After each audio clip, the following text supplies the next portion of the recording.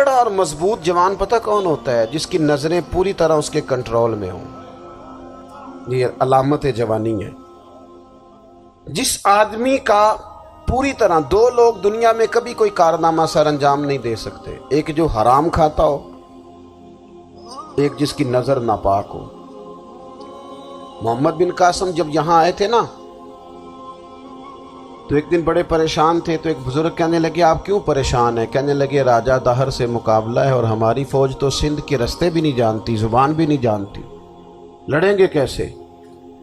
2-4 دن کے بعد ان بزرگوں کی دوبارہ محمد بن قاسم سے ملاقات ہوئی تو بڑے خوش تھے. کہا اب آپ کیوں خوش ہیں؟ کہنے لگے وہ میرا مقابلہ نہیں کر سکتا، میں نے تحقیق کر لی ہے. کہا کیوں؟ کہنے لگے نظر کا گندہ ہے، اور جو نظر کے گندے ہوتے ہیں وہ میدانوں میں ٹھہرا نہیں کرتے.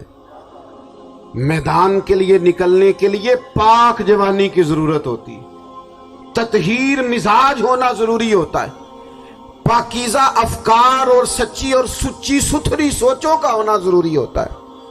اس لیے فرمایا کہ میرا مقابلہ نہیں کر سکتا. حضرت عبداللہ ابن حذافہ کمرے میں تھے تو وزیر کی بیٹی اندر سجی سنوری پہنچ گئی. جیسے ہی آپ نے اس کفر کی چال کو دیکھا تو تیمم کر کے نفل شروع کیے. وہ ساری رات بیٹھی رہی، رب کا بندہ ساری رات عبادت کرتا رہا. عبادت بڑا سہارا ہے، مصلی بڑا سہارا ہے اللہ کے بندوں.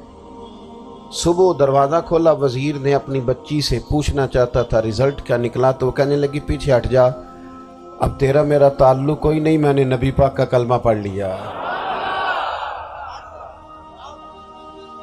اس نے کہا میں نے بھی زمانہ دیکھا ہے، پر یہ کیا لوگ ہیں، کستوری کے بنے ہوئے، سندل سے دھلے ہوئے، کہ میں ساری رات کمرے میں رہی اور 100 اور 1000 آدمی جس جوان کا مقابلہ نہ کر سکے، اتنا طاقتور جوان کمرے میں رہا اور اسے نظر اٹھا کے نہ دیکھا.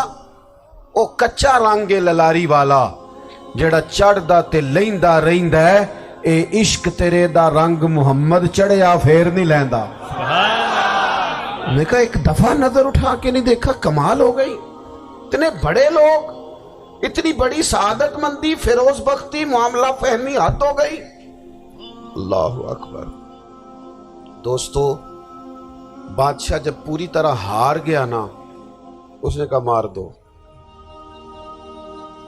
تیل گرم کیا ایک کڑاہی میں، اور جب آپ کو اس میں ڈالنے لگے تو آپ کی آنکھوں میں آنسو آ گئے.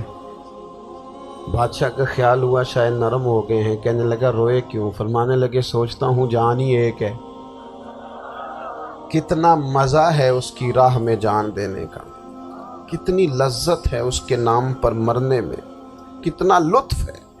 جے تو چڑھیا اتے دار بھی نہیں، تے جے تو وکیا عشق بازار بھی نہیں، تے ایڈا سستا سودا پیار بھی نہیں، تے ایڈا سستا لبدا یار بھی نہیں. کئی جنگل گانے پیندے نی، کئی دوزخ لنگنے پیندے نی، جے وہ اس ملوں بھی مل جاوے ایدوں سستا ہور بپار بھی نہیں.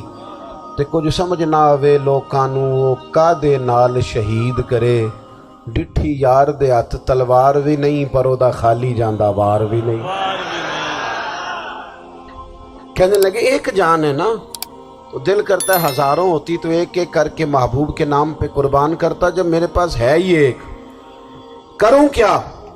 حضرت عبداللہ ابن حذافہ رضی اللہ تعالیٰ عنہ جب روئے اور بادشاہ نے یہ بات سنی تو بادشاہ اٹھ کے کھڑا ہو گیا. سارے وزیروں مشیروں کو کہنے لگا تم نے کہا تھا نا بندہ ضائع کرنے والا نہیں، یہ بھی ضائع کرنے والا نہیں. کہنے لگا میرا ماتھا چومو، تم جیسے لوگوں کو قتل نہیں کرنا چاہیے، آزاد کرنا چاہیے.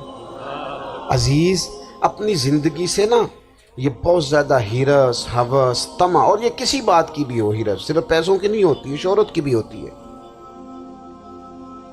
یہ بیماری انسان کو اقتدار کی بھی ہوتی ہے، تعریف کی بھی بیماری ہوتی ہے. یہ سارے نقص ہوتے ہیں لوگوں، اور معاذ اللہ بعض جبوں کبوں کے اندر بھی ہوتے ہیں، وہاں بھی پنپتے ہیں. اپنی زندگی جب تک اس سادگی میں نہیں لاؤ گے جو رسول پاک نے عطا فرمائی، جب لوگ آسانیوں میں پوری طرح الجھ گئے تو پھر وہ دور ہوئے اور کفر چڑھ گیا۔ دوسری بات، اللہ کے محبوب صلی اللہ تعالی علیہ وسلم کی محبت ہم سے تقاضا کرتی ہے کہ ہم اس مشن کے لیے کام کریں جس مشن کے لیے رسول پاک نے کام فرمایا ہے۔ ہم سارے کام بڑی مضبوطی سے، سوچ سمجھ کے، تدبر سے، حکمت سے، تقاضوں کو مد نظر رکھتے ہوئے کرتے ہیں سارے کام۔ دین کے کام میں ہمارا مزاج نہیں ہوتا، او ہو جائے گا جی، آپ بسم اللہ پڑھیں جی، شروع کریں جی۔ آپ تقاضوں کو سمجھیں، چیزوں کو دبائیں نہیں، چیزوں پر غور کریں۔ کسی کے ذہن کی سطح پر سوال ابھرتا ہے، اس کا تسلی بخش جواب دیں۔ اپنی زندگی میں دین کے کام کے لیے اپنے آپ کو وقف کریں، اور دین کے کام کے بہت سارے پہلو ہیں۔ ہزاروں لوگوں کو قرآن پاک ٹھیک پڑھنا نہیں آتا، ہزارہ لوگ ہیں جو قرآن مجید کے مطالب سے آگاہ نہیں ہیں، دین کی بنیادی ضروریات سے لوگ نابلد ہیں۔ میں آپ کو کس طرح یہ بات سمجھاؤں کہ ہزاروں کی تعداد میں طلاقیں اس لیے ہوتی ہیں کہ مردوں کو طلاق کے مسئلے نہیں آتے، انہیں پتہ نہیں ہے کہ مجھے حقوق زوجین کے معاملے میں کیسے چلنا ہے۔ ڈھیر سارے گھروں میں تباہی اس لیے ہے کہ تربیت اولاد کا دینی منہج ہمیں نہیں پتا۔ اپنا حصہ ملائیں دین کے کام میں۔ ایک آدمی کو اگر تو نمازی کرنے میں کامیاب ہو گیا، تیری زندگی بدل گئی۔